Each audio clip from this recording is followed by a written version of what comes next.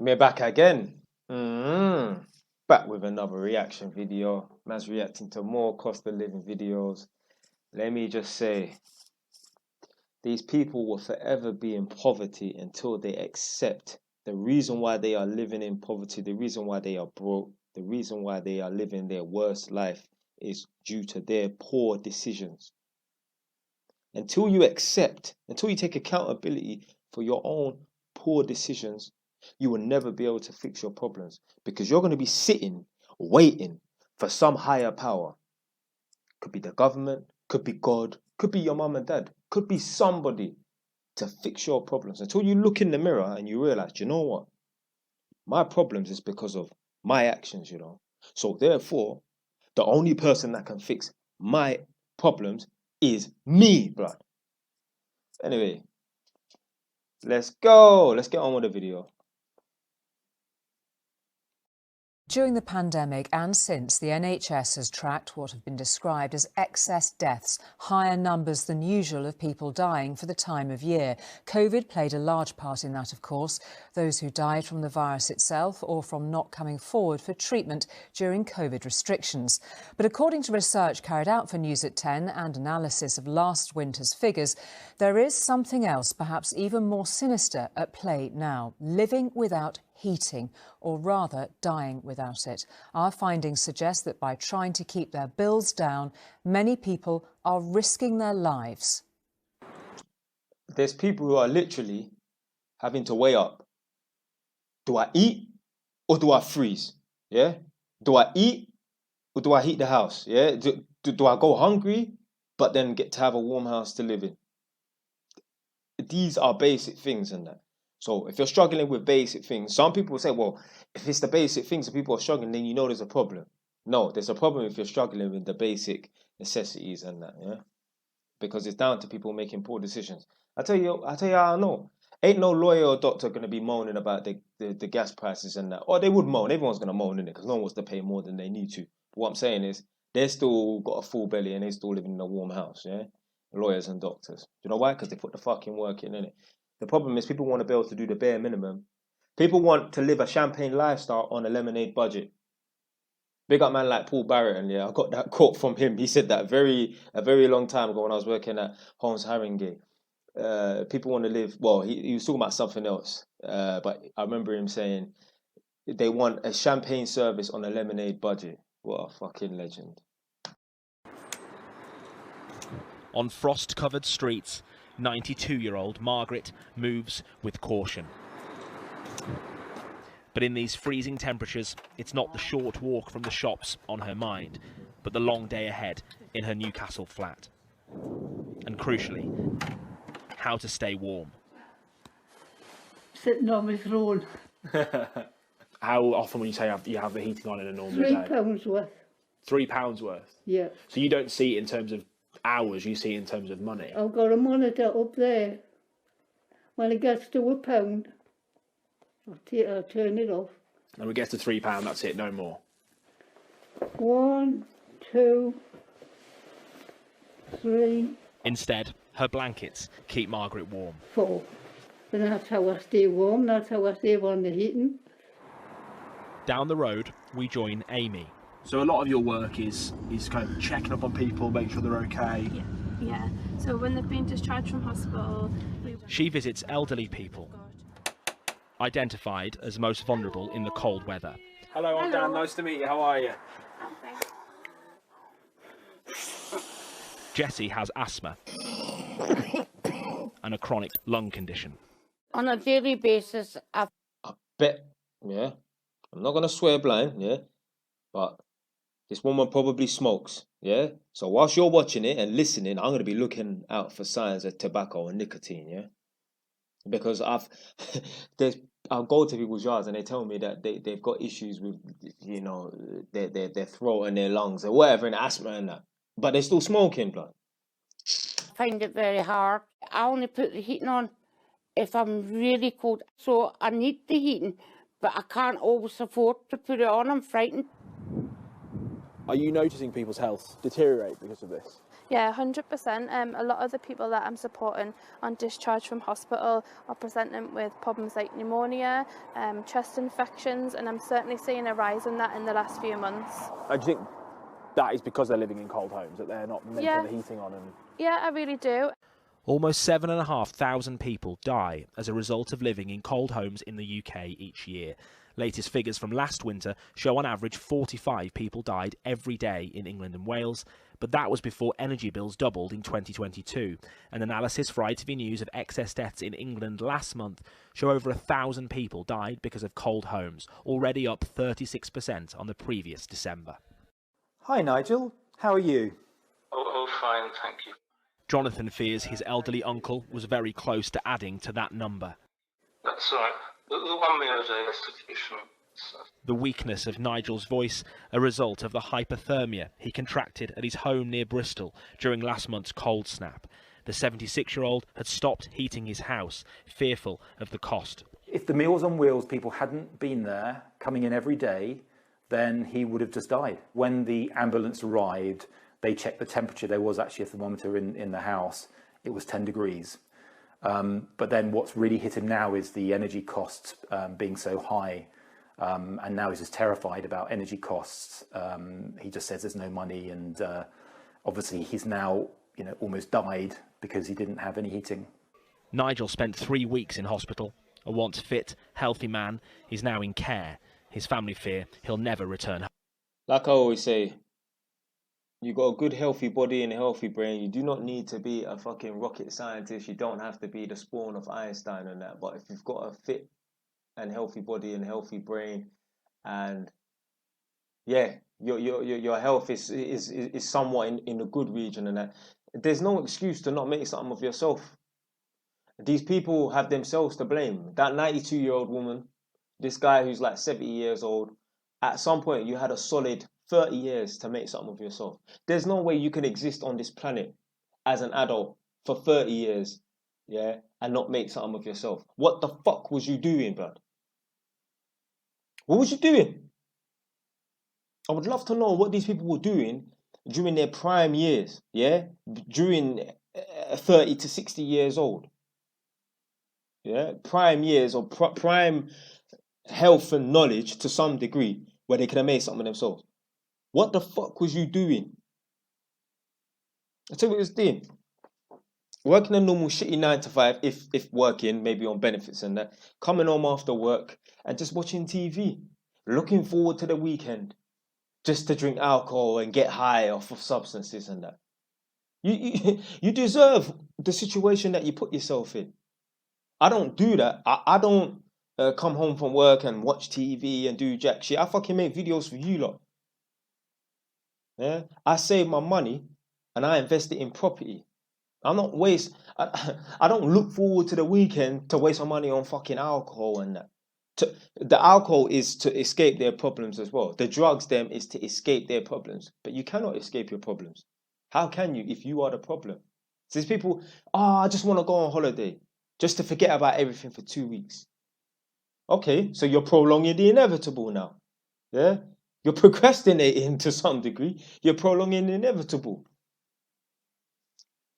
What were these people doing in their prime years?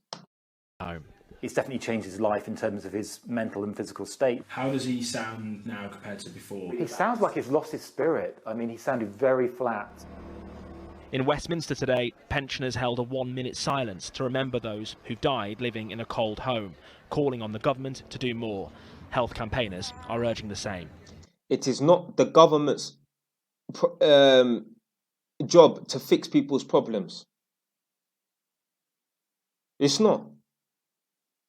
I would just encourage the government to see this as a health issue, because if people are turning down the heating because they can't afford it or they fear they can't afford it, that will have health consequences. And I think this also highlights the fact that the cost of living crisis is driving illness.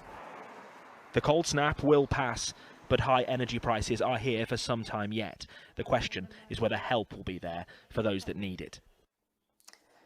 And Dan, it's worth saying there is support available to those struggling with bills, the energy price guarantee, the energy bill support scheme, but it's clear that people are absolutely terrified by this. And there are two things going on here, Julie. There's the energy crisis, and then there's the long-term problem with our housing stock. Yes, the government has helped every household and has helped the most vulnerable even more. But the most vulnerable, the elderly, those with health conditions, need the heating on a lot more. The advice today from the UK Health and Scientific Agency says that anything below 18 degrees for vulnerable people in their home, and they start to become ill. As that temperature falls, they become seriously ill. And in April, we know bills are going to go up even more. There is the question long-term here with that support of what happens, because experts say that energy bills aren't going to return to normal until maybe even 2030.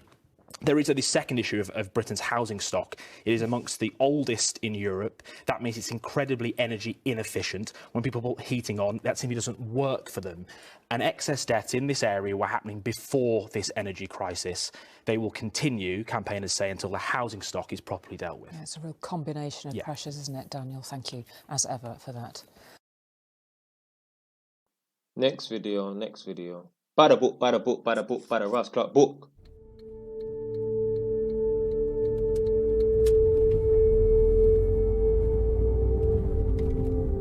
Well, I've been working at Food Bank 10 years. I've been running as the head person now for about 3. Yeah. It's got more and more demanding.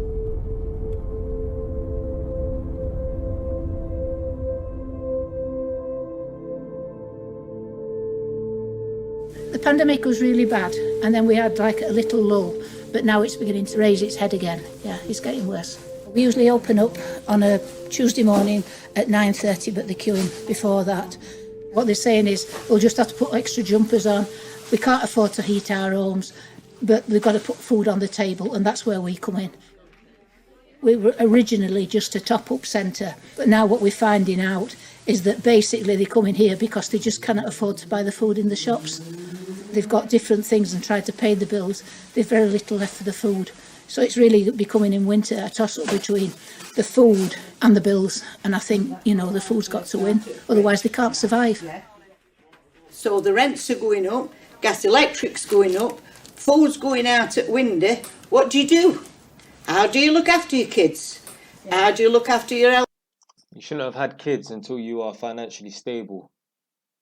Yeah, all these people are bringing in kids into the world and they're living on a breadline. Oh, that's a fucking great start, ain't it? The kids are a fucking liability.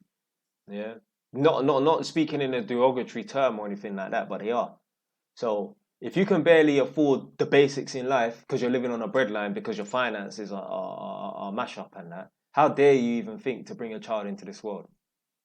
Right, you brought one in, but then you've gone and brought in a further 2, 3, 4. It just don't make no sense, fam. Elderly parents. You don't, because them at number 10 haven't got a clue what's going on in the real world.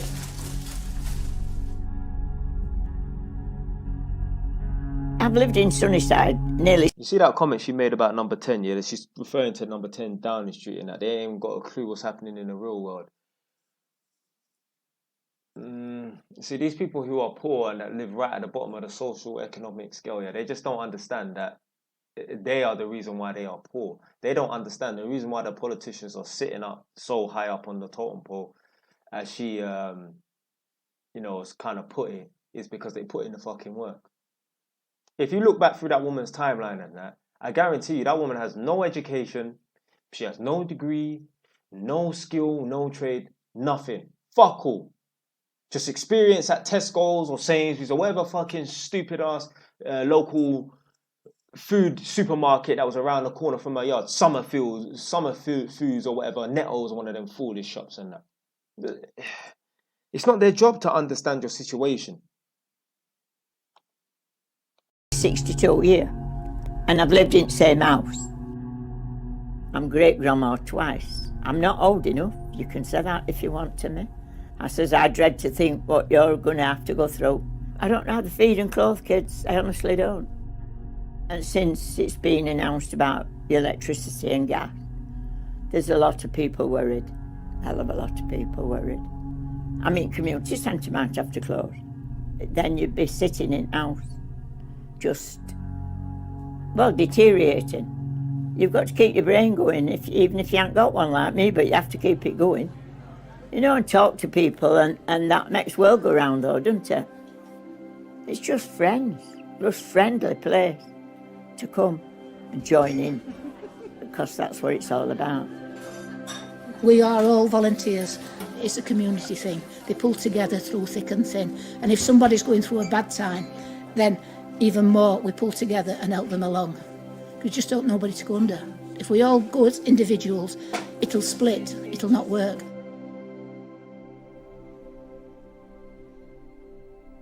When I'm on my own, I tend to feel like the problems are piling up politically, socially, financially.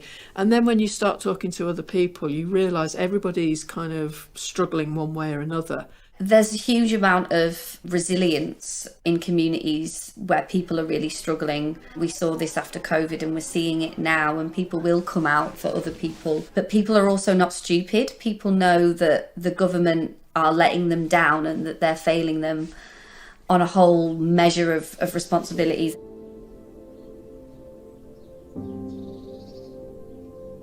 We do our own, we look after our own. And they all say, well, we do you this, we'll do you that. Come on then, where is it? I mean, they found that word levelling up. I've never known none be levelled up. Because they thought they were going to have a better life, well, we'll vote for them for a change. And now we're in a bigger mess than I've ever known it. I don't actually think they have any idea what it means to be in poverty in the remote rural area. I really don't. And there are a huge number of people who are in fuel poverty, in food poverty.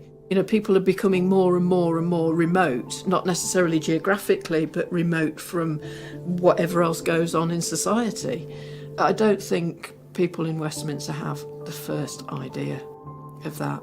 They know that they're not going to be able to afford to pay their rent, to feed and clothe their kids, and to be able to heat their homes. I mean, that is an absolutely impossible situation to put people in. They don't know where to go for help, so that's why the food banks are becoming more and more bombarded. It's all right, that lot saying, what is it? Eat or heat. They want to try it, love. People are very, very resourceful, and they will stand up for one another in their community, and, you know, they'll put things in place, but that can only go so far. You know, people haven't got the resources to play the role that the government would play. The phrase that just keeps coming to mind, which was something that was used back in the 80s, was broken Britain. And we are broken. And I think we were broken then, but now we're in shattered little pieces. And I can't see how easily we can bring it all back together. We've got really poorly insulated homes in this country, and our homes leak a huge amount of energy, so we're paying to put our heating on, and that energy is being wasted. We're wasting our money. I can see a lot of people, elderly people, being cold in winter because they don't could put it on. They'll be sat with coats on and what have you.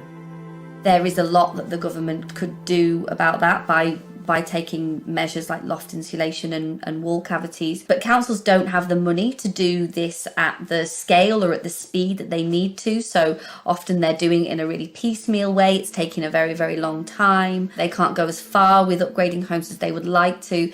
This is why we're saying that we really, really need central government who have the money to kind of step in and play a big role in this.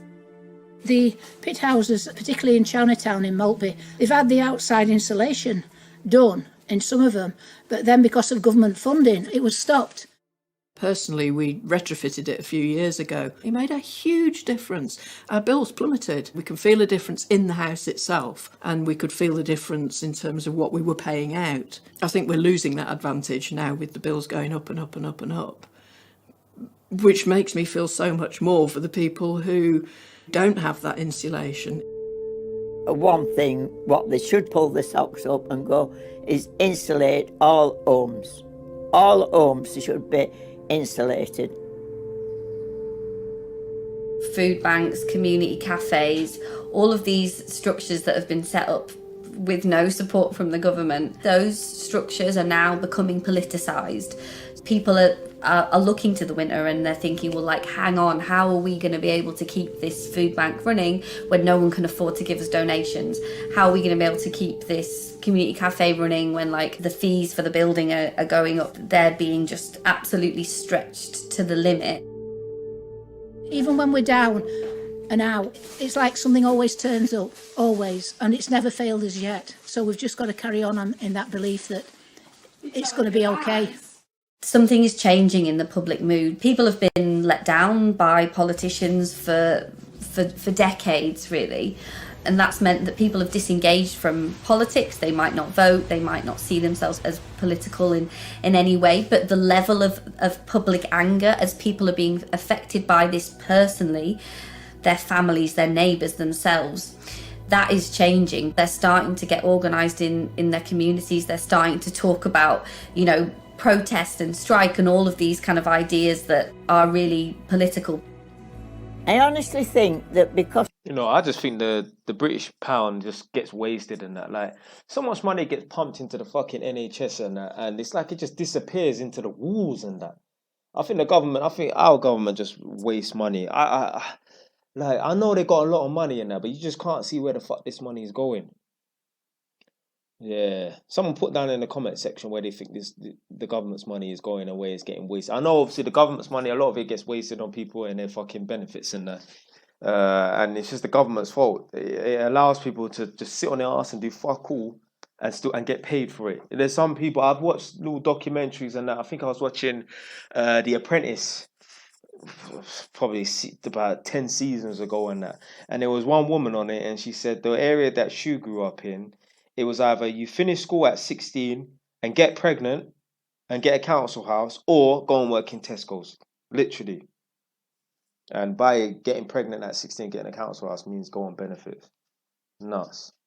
We went through a year of strike. I mean, I know it were in the 80s. But I think myself, it made people stronger. We don't get paid for our time or our cars. We use them because we want to use them. And wherever we can afford to do what we're doing, we will carry on doing it, as we have done over the last umpteen years, because we want to be part of this team. We want to work together for the good of the people of Maltby, and that's what matters. There's always somebody in the community that help. We try to help everybody. We come back fighting. We don't lay down and die. You know what I mean? We'll come back fighting every time. You know, some of these people, obviously, most of them are all older now, in their 70s and late 60s and all that shit, yeah. I wonder what they would say if I actually sat them down right opposite me, right here in a chair, innit? And I said to them, all right, you're struggling now. Okay, you're 60, 65 years old, innit? Yeah. Do you have a healthy brain in the body, or did you at some point have a healthy brain in the body? They're going to say, yeah, obviously. Because if they're healthy now, more than likely they was healthy beforehand, innit? Why were you not trying to make something of yourself? Why were you not going that extra mile? Why were you not working overtime? Why were you not making that effort and that sacrifice? I would love to see what their response would be in it. Like, I'd ask them, like, don't you think you're obligated to yourself and your children and that, because most of them probably have children, to go that extra mile and that, to put in that extra bit of effort? I would love to know their response. You know, they'll probably pause for a minute and that, and they come up with some bullshit excuse, and then they'll walk out of the room and think, oh, that guy, he don't know what the fuck he's talking about or whatever, and try and justify the reason why they're broke, blood.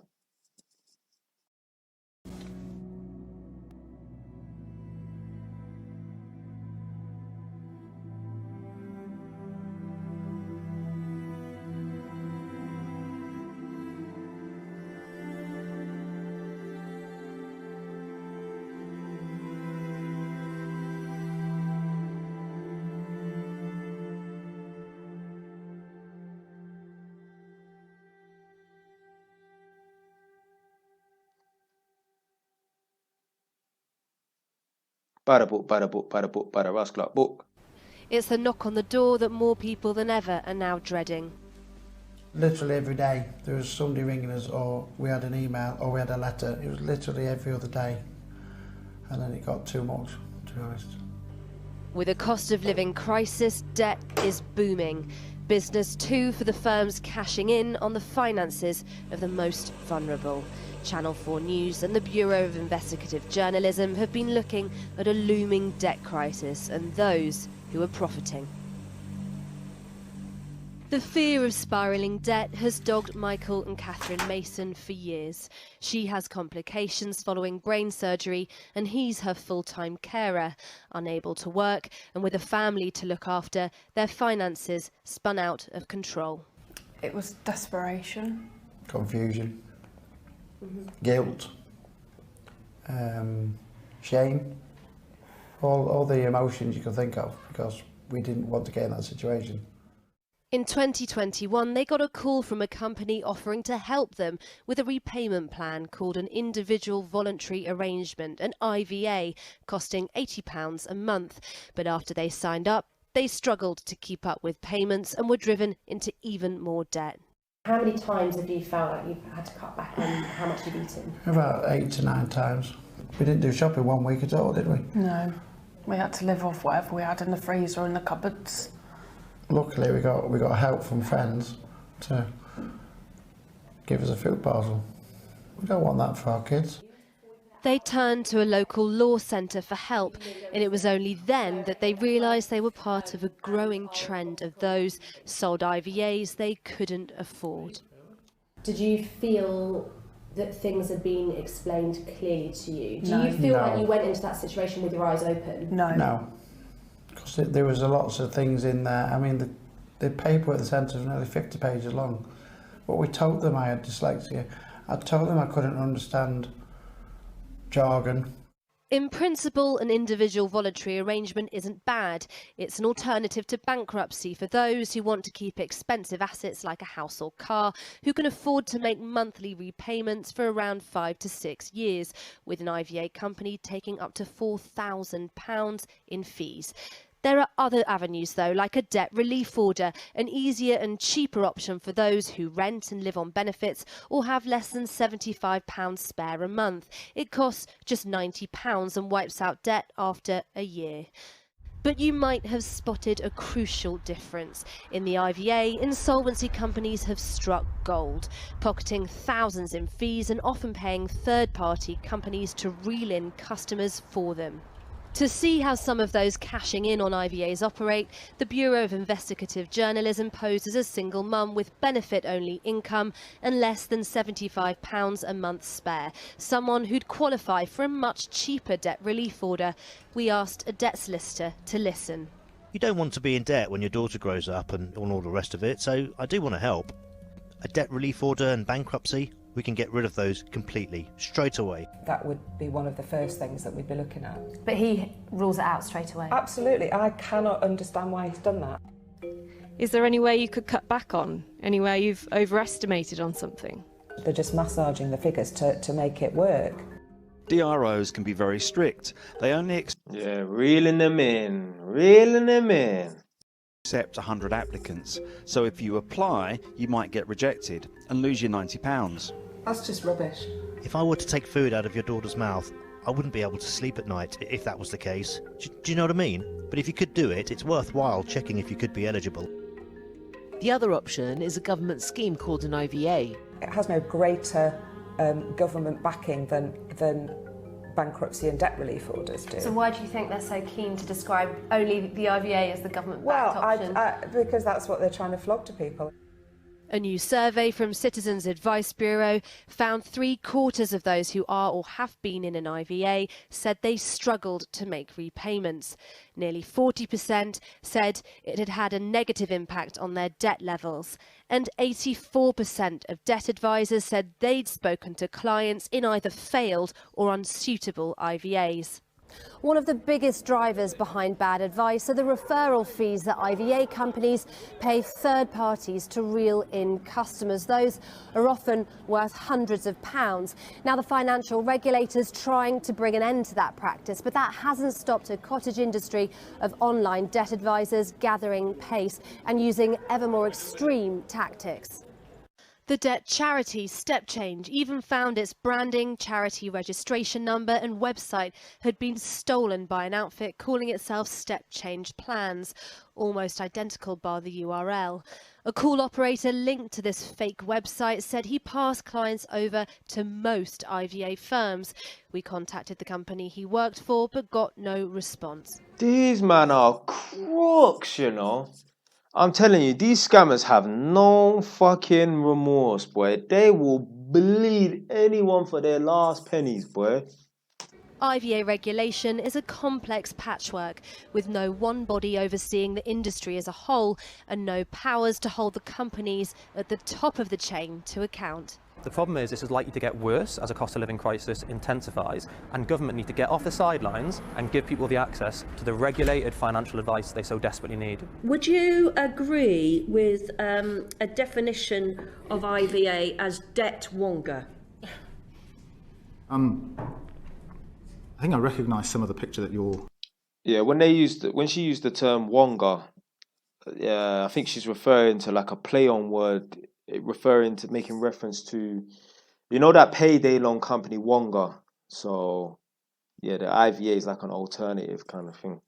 Describing, and one of the very disturbing things about what we've seen during the pandemic and the subsequent cost of living challenges is the way in which unscrupulous actors particularly pursue vulnerable customers. Some of these firms are really respectable that are involved in this. Michael and Catherine are now terminating their IVA with the help of Derbyshire Law Centre. They've spent more than £1.5 grand and are now back at square one. Their debts still outstanding. It's not easy because you don't want to be seen as vulnerable, or you don't want to be seen as daft, or you don't want to be seen as, oh, not somebody else that needs help. You don't want to feel like that. It's embarrassing, I think, as well. Yeah.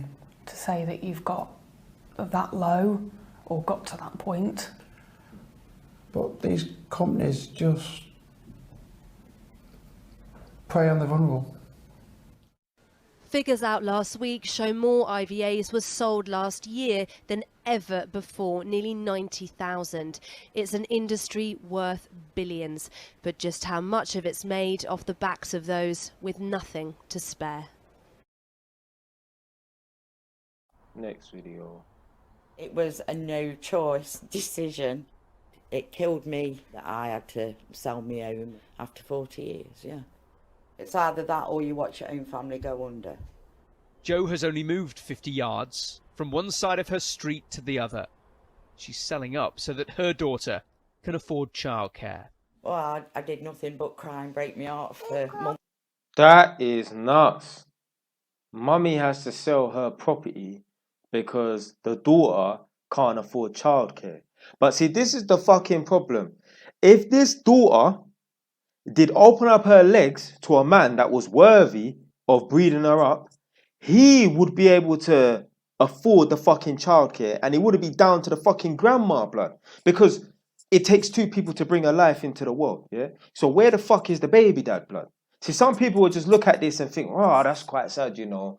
The grandma has to sell the property to allow the daughter to make childcare payments and that. But no one will think, well, where the fuck is the dad, blood? And you know what, yeah? It's not even down to the man. It's down to the woman to pick the decent man to let her breed her up, yeah? You see, women are in control of who they open up their legs to, for the most part. I'm not even going to... You understand what I'm trying to say when I say there are some circumstances where the woman's not in control, yeah? But 99.9% of the time, the woman's in control who she opens up her legs to. So if she opens up her legs to a waste man that can't afford to look after his child, then she is fucking at fault. So now the grandma has to lose her house and that to pay for fucking childcare. Some months, but none of this was my choice. In we go. She works nights and by day looks after Felicity and Frank so that their mum, Fiona, can hold down her job as a manager at a logistics company. Even with such a great job, great career, you know, it's still not enough. Gareth is the family's health visitor here in Ilkeston in Derbyshire. Do you want to see what she weighs today? Yes. Where is the dad, blood? This is a happy, loving and successful family. who are faltering through no fault of their own. It's not. How can it be a successful family when there's no mention of the dad? But you never know. Their dad might be around, but he has to be a waste man. How the fuck can two parents not afford fucking childcare, blood? Normal, is it? People don't mind going to it and will work hard, right? And we'll do everything. But the time it gets to where you work and you still have no money, that's when the population will start turning. Do you think politicians get it? No, I don't think they do at all. I think they live in a different cuckoo land altogether. Talking to normal everyday people, no, they ain't got a clue. Not a clue at all. To be honest, I don't know how optimistic I am in terms of any change. She's talking to everyday people and that. Being average is not good enough, blood. Yeah? Everyone is born average, but you have the opportunity in this country to become above average, blood. So if you're born average and you stay average, that's your own fucking fault, blood. I'm just hopeful. Because if you don't have that hope... It's despair. If you haven't got hope, it's just despair. And I do believe that's, it's a never-ending vortex of, mental health issues and depression and anxiety. And it kind of then makes you question, what is the point? And this is the price. That was me doing the violin, yeah? Just in case. So many people are paying. The cost of paying for the pandemic, the cost of the war in Ukraine, the cost of inflation, it's hitting everybody for every level, from those that have always been deprived to those that have actually never been in any financial struggles, are struggling in a way that's immoral. So then it says here, let the worry go. Yeah. It's what Kath sees too. She's on the same public health team. Let the worry go and maybe share that worry with somebody else. Yeah? School nurses like Kath don't just sort out injuries and illness. There are so many families that we are getting in touch with or getting in touch with us that potentially in the past we might not have known who they were. We have young people that we've, have come to school, they're really hungry. We're having to try and look for ways to find food for them. And there are young people coming to school in dirty clothes. And often they've layered up as well, so they're putting numerous layers of clothes on because it's so cold at home. Have there been any moments in the last few months where you've thought, this is more serious than I thought? There are definitely moments when I feel really concerned about the amount of young people that we are seeing that are really struggling with their emotional health. It's become all too familiar. Struggling parents and children with fewer and fewer opportunities. At some point, there's going to be a generation of children that will lose because of the cost of living. Something's got to change. Something's got to change soon. The Chancellor may have something to offer, but the budget will focus on the figures. It always does. But the cost of living is about so much more than just money. Tom Parmenter, Sky News, Derbyshire. The cost of living is killing me. First thing, everybody working and serves in the dirt, and the worst things, we're tightening our purse strings. We've been here for 34 years. And have you ever seen things as bad for your customers? Never. In all the years that we've been here, we've never seen it this bad. Yolanda Small's family have come to know many of their customers over the decades, but in recent times there's been a tension. We're getting a lot of complaints because every time we order stock, we have to put the prices up, unfortunately, and everybody's feeling it, yeah. There are worries we're seeing the ingredients for a recession as the soaring cost of food and drink has pushed inflation into double digits.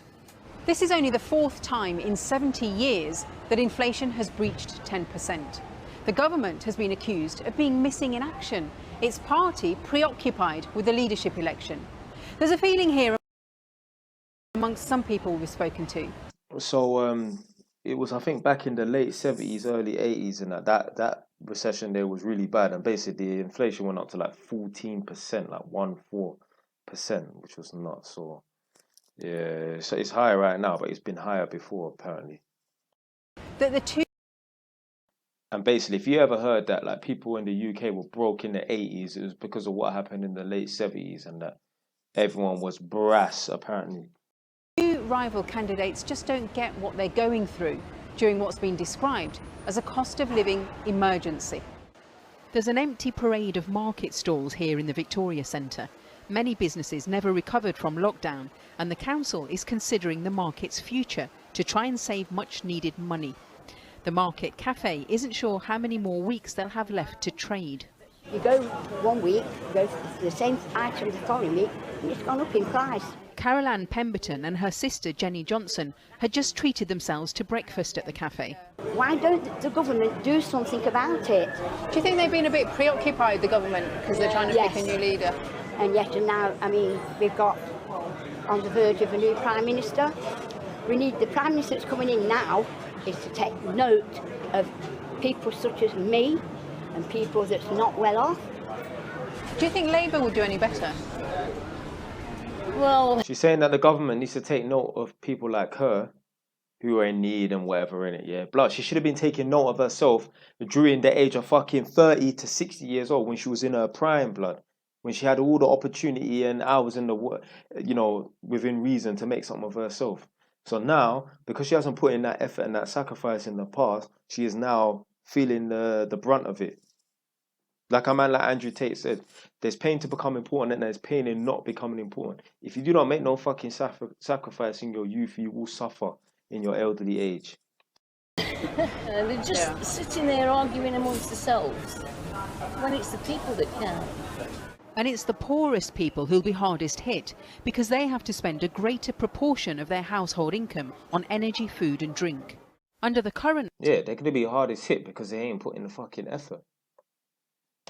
rate, those on the lowest household incomes are experiencing inflation of nearly 11%. But let me tell you something, yeah. We live in a country where if you apply yourself, you get a skill, you get a trade, you turn up to work on time.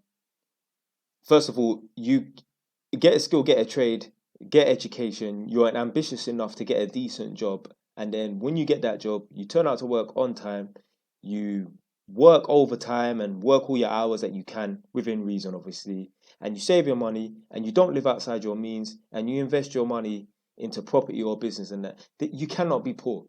It's impossible to be poor in this country if you go to school, go to college, get a trade, get a degree, get some sort of skill, be ambitious enough to get a decent job in that field that's paying some decent money, save your money, live within your means, take the extra cash that you're able to save and invest it in a business or property, and that it's impossible to be poor in this country. The people them that are poor, they've missed out those key points that I just said. All of them.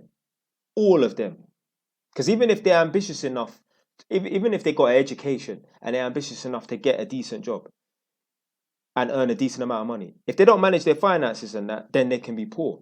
So there's a lot of equations to this thing, but so long as you have all the variables and that, and you follow it to a T, you cannot be poor. You're not going to be a millionaire. Yeah, well, you could be a millionaire. Yeah, you could be a millionaire. You go to school, go to college, get a skill, get a trade, education, get a higher paying job within that field, live within your means, be smart of your finances, save your money and invest it in property or business. Yeah, you could be a millionaire and that. But literally, the people them that are broke, something out of those key variables that I mentioned in that, something is missing. Something is missing. And that's why they're poor. The richest fifth are facing an 8.5% rate. But by October, that gap may widen even further, with the poorest fifth facing a rate of nearly 18%, compared to the richest, who'll face an 11% rate. The two leadership contenders and the Prime Minister should be sitting down together to say, what are we going to do about this? What can we do to alleviate that situation? We, the Labour Party, have gripped it. We've put forward a fully costed, comprehensive plan to freeze energy bills. My message to your viewers, whether they are small businesses or families who are really struggling, who are really worried, as you say, is that we'll be ready for more support as the new Prime Minister comes in. But the new Prime Minister won't be voted in until September, with a dissonant drop in people's real incomes in the face of a 40-year inflation high. There are growing calls for the government to intervene now to help the most vulnerable.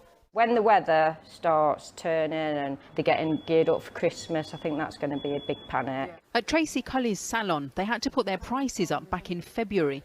They're still busy for now, as people have gone back to working in offices and going out after lockdown.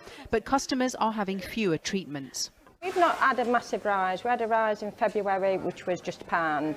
So you put your prices up in February? Yeah, just to cover for the wages, the price increase and things like that. But we are still getting a lot of our regulars coming in, but mainly they're kind of talking about the price increase on the food shopping, bus fares that are going up, travel costs. And if today's inflation rate is alarming, it's set to soar even further in October to over 13% when the energy cap rises. Darshna Soni, Channel 4 News, Nottingham. Right, that's it for today, man. You get out what you put in. You want to put in fuck all? Well, then you will have fuck all in it. That's it for today, fam. Stay wise. Done, no.